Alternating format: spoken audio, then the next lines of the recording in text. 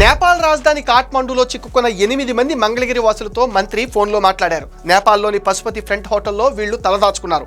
మంగళగిరికి చెందిన మాచర్ల హేమసుందర్రావు, దామచర్ల నాగలక్ష్మితో వీడియో కాల్లో మంత్రి నారా లోకేష్ మాట్లాడారు. మంగళవారం తాము ప్రయాణిస్తున్న బస్సు పైన ఆందోళనకారులు దాడి చేశారని బాధితులు తెలిపారు. ప్రస్తుతం పశుపతి ఫ్రంట్ హోటల్లో తాము మరో 40 మంది తెలుగు వాళ్లు తలదాచుకున్నట్లుగా మంగళగిరి వాసులు మంత్రి లోకేష్ కి వివరించారు. కాఠ్మండూ ఎయిర్పోర్ట్ కి కిలోమీటర్ దూరంలో తాము తలదాచుకున్న హోటల్ ఉందని వాళ్లు వివరించారు. ఆందోళన చెందవద్దు, క్షేమంగా రాష్ట్రానికి తీసుకొస్తామని భరోసా ఇచ్చారు మంత్రి నారా లోకేష్. మంగళగిరి వాసులతో రాష్ట్ర వైద్య మౌలిక సదుపాయాల సంస్థ చైర్మన్ చిల్లపల్లి శ్రీనివాసరావు టచ్ లో ఉంటారని తెలిపారు. విశాఖకు చెందిన రోజారాణి అనే మహిళతో మాట్లాడి వివరాలు తెలుసుకున్నారు లోకేష్.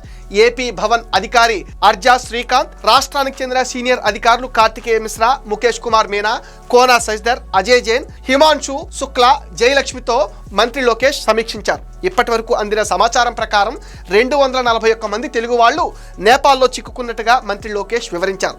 సాధ్యమైనంత త్వరగా నేపాల్లో చిక్కుకున్న ఏపీ వాసులు రాష్ట్రానికి చేరుకునేలా ఏర్పాట్లు చేయాలని అధికారులను ఆదేశించారు. నిరంతరం భారత విదేశాంగ శాఖ అధికారులతో సంప్రదిస్తున్నామని అధికారులు మంత్రి లోకేష్ కి వివరించారు.